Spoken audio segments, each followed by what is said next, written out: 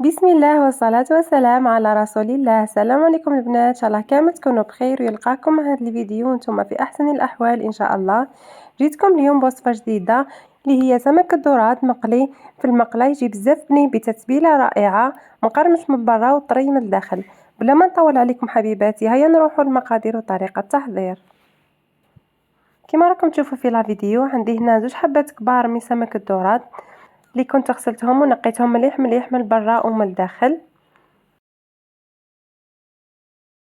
باستعمال سكين نقطع هذوك الحوتات نتاوعي، نديرهم 3 تقطيعات كما راكم تشوفوا في لا فيديو، نقطعهم الى 3 شرائح.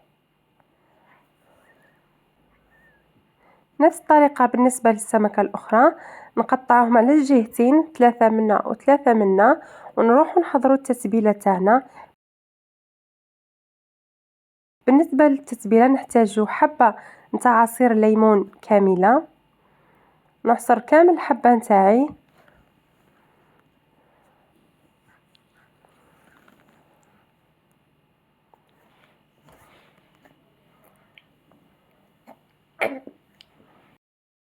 هنا بعد ما كملت عصرت الحبه نتاع الليمون نروح نصفيها.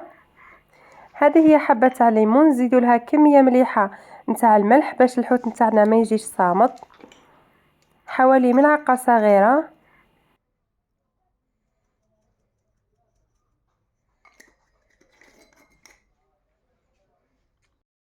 بالنسبه للتوابل نحتاجو نص مغرف صغيره نتاع الكركم. انا راح ندير كامل لي زيبيس نص مغرف صغيره باسكو عندي غير زوج حبات، وإلا كانت الكميه اكثر تقدروا تضاعفوا لي زيبيس ديروا مغرف صغيره كامله. كما قلت لكم درت نص مغرف صغيره تاع الكركم، وزدت لها نص مغرف صغيره نتاع الفلفل الاسود، وزدت لها نص مغرف صغيره نتاع البابريكا او الفلفله الحمراء، ونص مغرف صغيره نتاع راس الحانوت.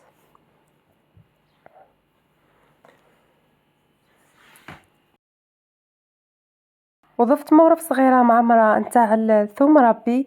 الاحسن ديروا ثوم حبه، الى عندكم خير من ثوم ربي ديروا 3 فصوص تاع الثوم. انا ما كانش متوفر عندي، درت ملعقه صغيره تكون معمره مليح تاع ثوم ربي، ونصف ملعقه صغيره تاع الكمون. كما نعرفوا الحوت يحب بزاف الكمون. ولهم كميه مليحه من الزعتره تنسم الحوت نتاعنا وتعطيه بنه بزاف شابه. في الاخير نضيفوا 2 مغارف كبار نتاع الزيت نباتي او زيت زيتون، اللي يحب زيت زيتون يقدر يدير زيت زيتون. نخلطوا جميع التوابل جيدا.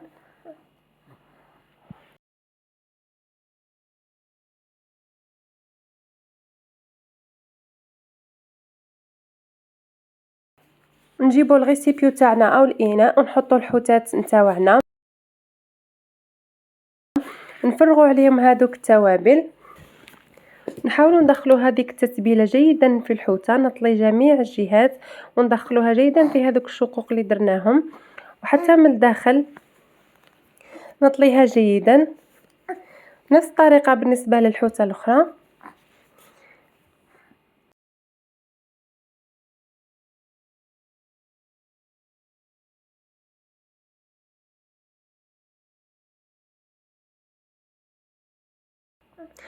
نطلي الحوتات جيدا ونخليهم يرتاحوا في الثلاجة لمدة ساعة كاملة. من الأحسن تبلوهم وتخلوهم يرتاحوا باش يتشربون هذوك التوابل. كل ما خليتوهم يريحوا راح يجوكم بنان. هنا بعد مرور حوالي ساعة كي نجيو راح نقليو الحوتات نتاوعنا. درت كمية من الدقيق الأبيض أو الفرينة في صحن باش نرمدو الحوتات تاوعنا، وكنت درت الزيت في المقلاة فوق النار يسخن. نرمدو هذيك الحوتة نتاعنا مليح من جميع الاتجاهات بالدقيق الأبيض كما راه تبان لكم في لا فيديو. نرمدو جميع الاتجاهات باش تجينا مقرمشه وبنينه.